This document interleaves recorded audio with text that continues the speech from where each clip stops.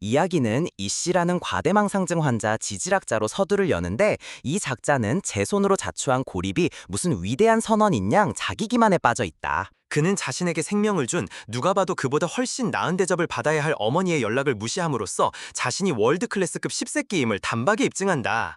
이 고매한 석학께서는 곧장 채석장으로 달려가 하찮은 암석 조각이나 뒤지는데 참으로 파멸적인 분별력을 과시한다. 아니라 다를까 자연과의 숭고한 합일은 독사에게 정강이를 물리는 것으로 귀결된다. 상투적이고 찌질한 패닉에 빠진 이 등신은 유일한 조 같은 생명줄이었던 휴대폰을 떨어뜨려 비탈 아래로 굴려버린다. 그의 다음 기발한 작상은 무슨 삼류 액션 영화 주인공 흉내라도 내듯 제 상처의 독을 입으로 빨아내려는 구역질 날 만큼 우둔한 짓거리였죠. 그는 휘청거리며 귀가해 물로 목을 축인 뒤 독이 전신으로 퍼져나가는 동안 침상 위로 꼬꾸라진다. 이후 뒤따르는 것은 독성마비라는 지독한 고난과 우리가 주인공이라 부르는 이 양반이 며칠간 감내해야 했던 정신을 아작내는 환영들이다. 그의 손은 흉물스러운 괴수처럼 부풀어 오르고 그는 속수무책으로 마비됐는데 이는 그의 전면적이고 완벽한 무력함을 입증하는 명백한 증거다. 그는 희미하게나마 구조의 기척을 느끼지만 그의 육신은 자기가 자초한 무용지물 육체 감옥에 지나지 않았다. 비로한 존재의 나락으로 떨어진 그는 길짐승 마냥 바닥에 오염된 무릉덩이를 핫아 연명하는 처지로 굴러떨어진다. 의식의 흐릿해지는 고통 속에서 그는 어머니를 부르며 흐느끼는데 그분은 바로 그가 그토록 거만하게 무시했던 바로 그 여인이다. 실로 내장이 꼬이는 역설은 그가 분실한 휴대폰에 남겨진 어머니의 사랑한다는 미확인 메시지, 즉 그가 영원히 수신하지 못할 최후의 족같은 축복이다. 길고 긴 고난의 시간이 흐른 뒤 이 씨는 불가해한 이유로 독의 영역에서 벗어난다. 터무니없는 데우스 엑스 마키나식 족같은 급전개 덕에 이 얼간이는 온전히 기력을 회복하고 그의 손은 모든 의학적 상식을 거스르며 기적적으로 원상 복구된다. 그는 몸을 헹구고 고물차의 시동을 켜자 엔진은 몇 차례 헐떡이다가 간신히 불이 붙는다. 읍내로 차를 몰고 들어서자마자 그는 질식할 듯한 족같은 정적과 맞닥뜨리는데 거리에서는 인류의 흔적이 완벽하게 소멸된 상태다. 그의 어리석은 당혹감은 도로 중앙에 보란듯이 널려 부패하는 시신을 목격하자 오줌을 지를 만큼의 경악으로 변모한다. 그 광경에는 유기된 군용차들과 그 안에 방치된 시신들이 뒤섞여 완벽한 아포칼립스적 전경을 연출한다. 공공도로 표지판은 봄지구적 팬데믹과 행정부의 완전한 개조망이라는 혼을 빼놓는 비보를 알리고 있다. 실마리를 얻으려 라디오를 켜자 바이러스로 인해 인류 문명이 조직적으로 붕괴되고 있음을 고하는 자동 송출 방송이 흘러나온다. 본가로 향한 그의 처절한 여정은 최악의 족같은 비극으로 막을 내리는데 그것은 바로 그가 그토록 냉혹하게 저버렸던 부모님의 차가운 주검이다. 그는 뒤뜰에 부모를 매장하며 자식으로서의 마지막 도리를 행한다. 동네 교회에서 끔찍한 시신 무더기를 발견하자 악몽은 심화되고 자신의 세계가 종말을 맞았다는 일말의 의구심마저 소멸된다. 상실의 시면을 직시한 그는 생필품과 화기를 챙기지만 읍내를 벗어나려는 계획은 주요 출입로가 막혀 좌절된다. 속수무책의 순전한 분노를 토해내며 그는 자신의 볼품없는 고물차를 난폭하게 몰아 어처구니 없을 정도로 가망 없는 족같은 행선지 라스베이거스로 향한다. 이 씨는 라스베거스로 휘청거리며 기어들어갔고 한때 도박의 메카였던 그곳이 영혼까지 개같이 빨려 적막한 공동묘지로 전락한 몰골을 목도했다. 그는 유령처럼 텅 빈 카지노 잔해들을 배회하며 자신이 이 행성의 마지막 생존자가 아닐 거라는 망상에 가까운 믿음 하나에 처절하게 집착했다. 정신줄을 놓은 데다 달리 뾰족한 수도 없던 그는 이 족같은 아포칼립스에 대한 소심한 반항으로 자쿠지의 몸뚱이를 쳐박기로 했다. 그는 모든 게 정상이라는 가소로운 착각에 빠져 바텐더 흉내를 내고 있었지만 낯선 음성이 그의 유치한 상황극을 박살내자 등신같이 손에 든 잔을 놓쳐버렸다. 그가 마주친 건 밀턴과 앤이라는 또 다른 생존자들이었고 그들은 자신들이 면역자라며 세상이 무너져 내리던 바로 그 순간 이곳 라스베이거스에 있었다고 했다. 그러자 밀턴은 휴대폰을 꺼내들었고 거기서는 인류에게 보내는 정부의 마지막 족같은 젖값별 인사, 즉 기가 막히게 잘 짜인 부고가 흘러나왔다. 그 송출 내용은 정체모를 병원균이 어떻게 인류를 집어삼켰고 문명이 쓰러지는 와중에 모든 백신을 쓸모없는 고철 덩어리로 전락시켰는지에 대해 적나라하게 떠들어댔다. 이 기막힌 진실 앞에서 이슈는 자신의 가짜는 오만을 자백했는데 부모님이 역병의 위험성을 경고했을 때 그걸 개무시했다고 털어놓았다. 밀턴과 앤은 이제 자신들이 지구 최후의 씨발놈들 클럽의 회원이 되었다는 더없이 암울하지만 지극히 명백한 현실을 받아들였다. 죽은 자들의 망령이 드리운 그림자는 점점 짙어졌고 특히 앤이 영상통화로 자기 가족이 몰살당하는 미쳐버릴 듯한 참상을 실시간으로 목격했다고 고백했을 때 그 절망은 극에 달했다. 밀턴과 앤이 술로 비통함을 달래는 동안 그들의 응당한 슬픔을 마주할 낯짝도 없던 이슈는 그저 족박같이 슬그머니 자리를 떴다. 그는 엘리베이터로 꽁지를 빼 바닥에 처박혔고 이내 정신을 잃고 말았다. 이튿날 아침 그는 인적 없는 명품 매장에서 앤을 발견했고 그녀는 소리 없는 반항이라도 하듯 디자이너 의상을 걸치고 있었어. 이 씨가 생존의 의미를 묻는 우둔하게 그지없는 질문을 내뱉자 앤은 그에게 심장이 나댄다고 해서 그게 곧 살아있다는 뜻은 아니라는 냉혹한 현실을 상기시켰다. 그때 밀턴이 자기 아내가 바로 이 호텔에서 숨졌고 비축물이 바닥나면 앤과 함께 생을 마감하기로 맹세했다는 내장을 헤집는 듯한 결정타를 날렸다. 이 씨는 감탄이 나올 만큼 눈치 없는 멍청함을 과시하며 물자가 썩어난다는 게 곧 살아남아야 할 명분이 된다고 천진난만하게 되받아쳤다. 밀턴은 그 개소리를 일축하며 사랑하는 이들이 모조리 쓰러진 세상에서 살아남아야 할 이유가 대체 뭐냐는 이 상황의 유일한 핵심을 찌르는 질문을 쏘아붙였다. 그들의 심형과도 같은 절망을 감당할 깜냥이 안 됐던 이 씨는 씨발 알바 아니지라며 둘을 그들만의 운명에 남겨둔 채 떠나기로 마음먹었다. 그는 앤에게 함께 떠나자고 마지막으로 찌질하게 매달렸지만 이는 그녀의 비통함과 밀턴과의 약속을 송두리째 짓밟는 짐승만도 못한 수작이었다. 앤은 그에게는 과분할 정도의 품위로 그의 제안을 일축하고 작별의 입맞춤을 해주었으나 그 등신은 그 마지막 인간적인 온기마저 매정하게 내쳤다. 그가 엑셀을 후려밟아 도망치자 호텔에서 두 발의 총성이 밤 공기를 찢었고 그것은 그들이 참담한 맹세를 지켰음을 알리는 영원의 새기는 마지막 비수였다. 분노와 자기연민이 범벅된 찌질함에 사로잡힌 이 씨는 개죽음이라도 당하려는 듯 고속도로 위에서 광란의 질주를 벌였다. 그의 객기는 도로 위로 불쑥 튀어나온 개 한 마리로 인해 허무하게 막을 내렸다. 그는 타이어가 찢어지는 소리를 내며 차를 세워 가까스로 그 생명체를 들이받는 참사를 면했다. 그는 그 개의 생존을 무슨 거창한 하늘의 계시라도 되는 양 포장하며 자신의 연명을 위한 궁색하고도 애처로운 구실로 삼았다. 그는 그 짐승에게 럭키라는 이름을 하사하고는 스스로의 완전한 붕괴를 막아줄 유일한 동아줄인 양 이 좆도 아닌 새로운 사명감에 매달렸다. 이 딱한 작자 이씨는 운 좋게도 럭키라는 이름표를 단 똥개 한 마리를 혹처럼 매달고 다니다가 마침내 머릿속에 남은 회로 두 가닥을 쥐어짜서 뭔가 생산적인 발상을 하기에 이른다. 그는 망각된 지혜의 무덤이나 다름없는 도서관으로 제 육신을 질질 끌고 가 기본적인 생존술에 관한 활자란 활자는 개걸스럽게 집어삼키기 시작한다. 그가 고안해낸 대단한 전략이란 생존 지침서를 산더미처럼 쌓아두는 것이었으니 낡아 빠진 종이 쪼가리로 문명을 재건할 수 있다는 허황된 망상에 빠진 모양이었다. 달리 뾰족한 수가 없었던 그는 트렁크를 책으로만 가득 채우고 무장한 뒤 황야 한복판에 다 쓰러져가는 폐가로 퇴각하여 고독하게 썩어 문드러지기로 작정한다. 이 등신은 부질없는 육체노동을 반복하며 스멀스멀 피어오르는 관기를 억누르려 발버둥치는 사이 꼬박 한 해가 훌쩍 지나간다. 그의 노력은 결국 좆도 소용이 없었으니 숨막히는 고독에 잠식당한 그는 공인된 정신병자처럼 처량하게 차를 몰며 끝없이 제자리를 맴도는 지경에 이르렀다. 느닷없이 개가 지저대며 이씨를 짓누르던 납덩이 같은 정막을 갈기갈기 찢어놓는다. 이씨는 조심스레 창밖을 엿보다 지평선 위로 피어오르는 연기 기둥을 포착하는데 이는 또 다른 인간이 존재한다는 빼도 박도 못할 증거였다. 그의 공허한 영혼에 희미한 희망의 불씨가 되살아나자 그는 똥개와 함께 앞뒤 재지 않고 무모하게 그 신호를 향해 내달린다. 연기 기둥을 쫓아가자 외딴 주택 한 채가 나타났고 그 지붕 위에서 엠마라는 여인이 총을 든 경계태세로 모습을 드러낸다. 그녀는 이 아수라장에서 처음으로 온전한 이성의 증거를 보여주며 그의 대가리에 총구를 겨눠 그놈의 멍청한 낙관주의를 산산조각낸다. 자신의 족같은 두개골에 바람구멍이 뚫리는 것만은 막고 싶었던 이씨는 자신이 무해한 방랑자라는 허튼 소리를 늘어놓았고 그녀 역시 워낙 절박했던 터라 그만을 믿어주는 수밖에 없었다. 그녀는 총구를 내리고 존나게 외로웠던 나머지 그 생면부지의 사내를 안으로 들여 음식을 베푼다. 세상에 내팽개쳐진 이 두 영혼은 각자의 비참한 신세를 늘어놓으며 금세 동질감을 형성하는데 씨발 달리할 짓거리라도 있었겠는가. 이 씨가 떠날 채비를 하자 또다시 홀로 잠겨지는 것이 두려웠던 엠마는 그에게 하룻밤만 묵어달라고 간청한다.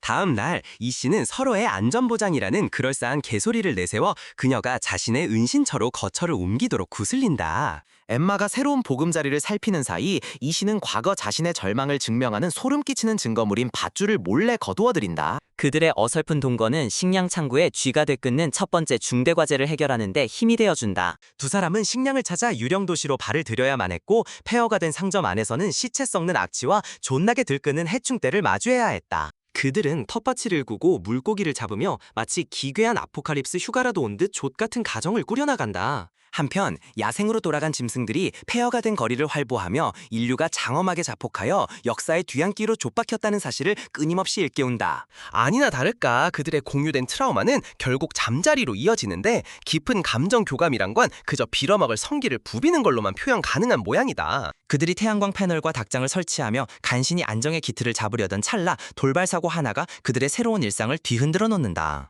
역시나 무능력의 아이콘인 이씨는 기대를 저버리지 않고 지붕에서 굴러떨어져 발목을 아작내며 그들의 위태로운 안식처를 제 손으로 파탄내고 만다. 엠마는 아무런 가치도 없는 그 부상당한 등신을 거의 성자 같은 관용으로 집에 들여 으스러진 발목을 맞춰준다. 그 자식이 빌빌거리며 회복하는 동안 그녀는 마침내 숨막히는 고립감의 무게를 그에게 모조리 토해낸다. 씨발, 이 쓸쓸한 잿더미 속에서 그녀의 말을 들어줄 새끼가 저놈 말고 또 누가 있겠는가. 그 무감각한 개새끼는 코나 골며 잠든 동안 그녀는 무참히 찢겨나간 가족과 삶의 사진을 들여다보며 울부짖고 제 영혼을 스스로 젖먹는다. 이씨가 다시 다리를 절 수 있게 되자마자 그는 즉시 문명의 부스러기들로 미래를 재건하려는 허황된 망상에 빠져 자신의 빌어먹을 공학적 몽상으로 되돌아간다.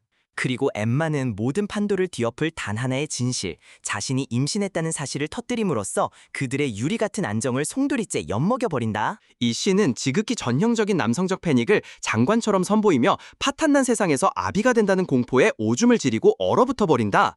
그는 자신의 공토를 준비태세라는 강박으로 승화시키는데 그저 멍하니 얼어붙는 것보다는 조금 더 생산적인 대처 방식이다. 인터넷 같은 현대 문명의 이기들을 더는 이용할 수 없기에 그는 출산 관련 서적을 찾아 폐허가 된 도서관을 미친 듯이 헤집고 다닌다. 온갖 족같은 고난에도 불구하고 몇 달이 거북이처럼 흘러가고 그들은 초라한 땅돼지에서 기어코 채소를 키워내고 닭 몇 마리를 거두기 시작한다. 코앞으로 다가온 출산은 이 씨가 자신의 공학 프로젝트를 집어치우고 사냥꾼이라는 생소한 역할을 떠맡도록 내몬다. 소불이 전체와 맞닥뜨린 그는 고작 1분 남짓 비로한 도덕적 딜레마에 허우적대며 양심의 가책과 씨름하다 마침내 한 마리를 쏘아눕힌다. 그 감상에 빠진 병신은 죽어가는 짐승에게 정말로 사과를 읊조리는데 이는 자신의 연약함만 증명할 뿐인 지극히 무의미한 몸짓이다. 그는 거대한 주검을 분해하며 설명서를 어설프게 따라해보려 애쓰는데 그 과정은 끔찍하고도 고된 작업이다. 이 씨가 마침내 태양광 패널 문제와 존나게 씨름한 끝에 과학적 개가를 올려 그들의 성수의 희미한 전등을 밝히자 자급자족을 향한 그들의 사투는 간절했던 활기를 되찾는다. 엠마가 지하실에서 발견한 불길한 존재는 그들의 찰나의 환희에 찬물을 끼얹으며 이 세상이 진정한 안식 따윈 허락하지 않는다는 사실을 일깨운다. 그녀는 집고양이만한 몸집의 흉물스러운 쥐를 발견하는데 이는 그들의 보잘것없는 덫이라는 발상 자체를 비웃는 악랄한 돌연변이었다. 그것이 고립된 괴물이 아니라 그들 존재가 풍기는 악취를 맡고 몰려드는 수백 마리 버러지떼의 선봉이라는 끔찍한 진실이 그들의 뒤통수를 존나게 후려친다. 필사적이고 끔찍하게 역겨운 생존을 위한 사투가 난장판으로 벌어지면서 그들은 구역질 나는 오물의 경류와 맞서 싸워야 한다. 이 씨는 놈들을 유인하는 악취의 근원을 없애기 위해 밖으로 뛰쳐나가 그들의 쓰레기와 소사째 찌꺼기를 불태워버린다. 반면 진정한 보호자인 엠마는 밀려드는 놈들을 향해 소총을 난사할 수밖에 없는데 이는 광기 어린 발악이자 필연적인 저항이다. 그들의 부질없는 저항은 무자비한 버러지떼의 공세에 완전히 좆되고 결국 필사적으로 집안으로 후퇴할 수밖에 없게 된다. 그들은 광적으로 모든 창문과 출입구를 판자로 봉쇄하여 집을 외부의 위협으로부터 차단된 밀실 요새로 만든다. 그 아수라장 속에서 이름 한번 기막히게도 럭키잉크들의 개가 굶주린 놈들 틈에 갇혀있다는 구역질 나는 현실이 그들의 창자를 뒤틀었다. 그러자 이 씨는 요새의 방어를 허무는 기능비적으로 멍청하고 충동적인 결정을 내려 그들의 모든 계획을 수포로 돌리고 만신창이가 된 개를 안으로 끌어들인다. 아니나 다를까 그의 등신 같은 짓거리 때문에 버러지 몇 마리가 요새 안으로 굴러들어왔고 그는 결국 소총 개머리판으로 놈들의 대가리를 맹렬히 깨부숴야 했다. 이 극심한 스트레스를 동반한 시련은 그녀가 과거에 이미 두 아이를 출산한 경험이 있다는 사실을 드러내게 하고 이는 역병으로 상실한 가족과 경륜을 더욱 돋보이게 한다. 몇 달 뒤 쥐떼의 역병은 마침내 잠잠해지는데 이는 그들의 노력 덕이 아니라 야생고양이 떼가 그 위협을 소탕했기 때문이다. 그들이 신선한 공기를 들이마시려 감옥 같은 집에 봉인을 푸는 바로 그 순간 우주는 엠마의 산통을 시작하게 만드는 다음 개 같은 장난으로 그들에게 제대로 한 방 먹인다. 그들의 불운의 활용점정을 찍는 똥덩어리처럼 아이가 거꾸로 들어서고 있다는 사실이 밝혀지면서 치명적인 난관이 닥친다. 과거의 출산 경험을 토대로 엠마는 냉철하게 상황을 장악하고 아이의 위치를 바로잡는 데 필요한 절차를 이 씨에게 명령한다. 상황의 극악한 난이도에도 불구하고 그녀는 그 고난을 극복하고 건강한 딸아이를 세상에 내놓는다. 불굴의 희망이 솟구치는 것에 힘입어 엠마는 마을 표지판에 자신들의 거처를 휘갈겨 쓰는데 이는 이 황야를 방황하는 또 다른 생존자들을 향한 무모할 정도로 대담한 초대장이다. 문명이 송두리째 십창난 지 6년, 이슈와 엠마는 헤더와 알렉스라는 두 자식을 건사하며 가정을 꾸린다는 허상에 빠져 유치한 소꿉놀이를 계속하고 있다. 어디 황무지의 나뒹구는 표지판 쪼가리 안아보고 이들의 소굴로 기어들어온 호르헤와 모린이라는 뜨내기들이 여기에 합류한다. 가히 경탄할 만한 무능함을 뽐내며 이 씨는 부럭으로 사자를 정면으로 들이받는 기염을 토한다. 피 흘리는 짐승의 마지막 숨을 거두려던 찰나 그는 나무 그늘에 처박혀 자신을 엿보는 어린 소녀 하나를 발견한다. 정신이 온전치 않은 게 뻔히 보이는 아이를 내버려 두기는커녕 그는 입을 꾹 닫은 소녀를 쫓아가 자신이 해로운 놈이 아니라고 기어코 납득시킨다. 그는 화해의 증표랍시고 사과 하나를 건네고 아이는 절박함에 떠밀려 그의 뒤를 졸졸 따라 소굴로 돌아온다. 이비라는 이름의 그 아이는 누가 봐도 심각한 트라우마에 시달리고 있었고 학대의 흔적을 간파한 모리는 그녀를 자기 날개 아래 두기로 마음먹는다. 우연히 발견된 편지 한 장이 그 추악한 전말을 까발렸는데 세상이 뒤집히자 치네비라는 작자가 딸을 유린하는 괴물, 그야말로 개 씹새끼로 돌변이 벌인 것이었다. 이 대가리 꽃받친 집단은 명백한 모든 위험 신호를 깡그리 무시한 채 상서투성이 아이를 자신들의 오합지졸 같은 가짜 가조품으로 덥석 받아들인다. 이 모든 미심쩍은 결점들의 대미를 장식하듯 엠마는 조이라는 아이를 하나 더 낳아버렸다. 이 아비규환의 세상에 거추장스러운 짐짝이 하나 더 필요하기라도 했다는 듯이. 그리고 1년 뒤 몰리, 진, 에즈라, 레이프로 구성된 듣도 보도 못한 족같은 패거리가 나타나 그들의 허술한 평화를 박살내버린다. 이 오합지졸 속에서 유지하게 빌어먹을 생존 감각이라도 지닌 이 씨는 당연히 새로 나타난 놈들을 의심하지만 엠마는 뇌를 비운 채 그들에게 집 한 채를 고스란히 내준다. 간단한 물자 수급에 불과했던 그들의 첫 공동작전은 시작부터 완전히 족같이 틀어지면서 이 불안한 동맹의 예견된 파멸을 암시한다. 몰리는 곧바로 규칙을 씹어버리고 제 개인 약품 창고를 채우려고 병원을 샅샅이 뒤지며 자신이 이기적인 암초덩어리임을 몸소 증명해 보인다. 그와 동시에 진은 상투적인 알코올 중독자처럼 술이나 찾아 헤매며 합리적인 판단 능력이 완전히 마비되었음을 드러낸다. 그날 밤 두 무리는 모닥불가에 둘러앉아 슬쩍 해온 술병을 돌리며 찰나의 연대감이라는 착각에 빠진다. 문명이 붕괴하고 14년 그들의 어설픈 공동체는 용케도 연명해오고 있었다. 아니나 다를까 기리던 개새끼 럭키가 폭풍에 부러진 나뭇가지에 대가리가 깨져 즉사하면서 평화 비슷한 것이라도 있었다면 산산이 부서져 버린다. 엎친 데 덮친 격으로 퓨마 한 마리가 아이들에게 맹렬히 달려들면서 사태는 걷잡을 수 없이 악화된다. 이씨는 애들을 구하겠다고 몸을 던졌다가 그 무모한 용기의 대가로 처참하게 개박살이 난다. 이 충격과 경악의 족같은 아수라장은 선택적 함구증에 시달리던 이비가 마침내 몇 년간의 침묵을 깨고 필사적인 비명을 토해내게 만든 도화선이 된다. 어른들이 아수라장으로 달려가자 약이나 빼돌리던 그 표리부동한 몰리가 과거 의료훈련을 받았다고 실토하며 이슈를 살리겠다고 현장을 지휘하기 시작한다. 3년 뒤 지독한 가뭄이 닥쳐 주요 수원지가 바닥을 드러내자 공동체 전체가 존폐의 기로에 놓인다. 모두가 말라 죽기 일보 직전 찰리느는 이름의 사기꾼 면상 하나가 나타나 그들의 빌어먹을 연료 전부를 넘기는 조건으로 우물을 파주겠다고 제안한다. 이씨의 내장된 개새끼 탐지기가 즉각 사이렌을 울려댔고 그는 번지르르한 낯짝에 이 조종자가 위험분자임을 본능적으로 간파한다. 그의 깊은 의구심은 우물이 다 파지자마자 그 개똥 같은 찰리놈이 가장 취약한 이비를 희생양으로 삼으려는 것을 목격했을 때 여지없이 사실로 드러난다. 공동체는 이 포식자 같은 괴물의 거취를 결정하기 위해 저 새끼 어떻게 조질까를 논하는 비밀 회동을 연다. 단순히 내쫓는 것은 좆도 쓸모없는 미봉책이라는 결론에 그들은 재빨리 도달한다. 이 사악한 포식자를 살려두는 것은 너무나도 큰 재앙의 씨앗이었기 때문이다. 결국 그들은 섬뜩하지만 유일하게 이성적인 결론, 즉 이 괴물 새끼를 아예 이 세상에서 지워버려야 한다는 결론에 이른다. 팽팽한 투표 끝에 이 씨는 그 인간 폐기물을 찾아가 그의 구역에서 즉시 사라지라는 최후 통첩을 날린다. 오만방자한 찰리는 완강하게 버텼고 그 결정은 결국 자신의 목숨을 대가로 치르게 될 치명적인 오판이었다. 공동체 전원이 그 패급 새끼를 포위했고 이 씨가 그의 머리통을 해머로 뭉개버림으로써 그 족같은 문제를 영원히 종결시킨다. 이 씨가 찰리의 족같은 대가리를 정의의 이름으로 뭉개버린 뒤 그는 지체 없이 참담한 고뇌의 파도 속에서 제 자신을 들벗기 시작한다. 그 인간은 생명의 은인이었던 망치를 무자비한 심판의 도구로 변질시키고 그것을 결벽증적으로 문지르는 짓거리로 스스로의 죄책감을 끝없이 후벼판다. 그들은 찰리가 그저 자리를 떴다는 속이 뻔히 들여다보이는 유치한 각본을 날 줄 아는데 그건 어찌나 조악한지 듣는 이의 지능을 대놓고 능멸하는 수준의 개소리였다. 이후 찰리의 학정에 시달려온 페리가 마침내 그 짐승이 사라진 데 대한 사무치는 해방감을 토로하며 그의 흉측한 신화를 용맹하게 박살내버린다. 찰리의 잔당들은 줏대라고는 약에 쓰려도 찾아볼 수 없음을 입증하듯 제 본래 꼬라지인 영혼 없는 부속품 마냥 태연자역하게 무리에 다시 스며든다. 유일한 별종은 찰리의 악행에 가담했던 구역질나는 하수인 사일러스로 그는 그놈에게 딱 어울리는 족같은 불모지로 내쫓겨 거기서 뒹굴다 돼지도록 버려진다. 20년 뒤 인류는 어설픈 신세계를 세웠으나 유리알처럼 위태로운 이 진일보는 끊임없는 위협에 노출되어 있다. 생존자들은 고의적인 외면이라는 방패 뒤에 숨어 파국을 어떻게든 덮어버리려 발버둥치며 앞날에 대한 헛된 환상에 끈질기게 집착한다. 이슈와 엠마에겐 재능이 넘치는 아들 조이가 있는데 녀석은 그 명석한 두뇌를 사람 힘으로 나는 비행기 따위의 황당무계한 망상에 허비하고 있다. 아니나 다를까 그들의 가련하기 그지없는 소꿉장난 낙원은 무자비한 기세로 인명을 휩쓰는 신종 전염병에 의해 좆같이 박살나고 만다. 병만은 삽시간에 번져나가고 몰리는 그것이 최초의 재앙이 변이된 형태라는 것을 간파해낸다. 자가당착에 가까울 만큼 비극적이고 상투적인 흐름 속에서 그 영특하던 조이는 끝내 그 지랄맞은 병에 감염되어 고꾸라지고 만다. 늘 비극의 주인공 행세를 하는 순교자 납신 이 씨는 이것이 20년 전 제놈이 저지른 살인에 대한 하늘의 인과 응급 싸대기라고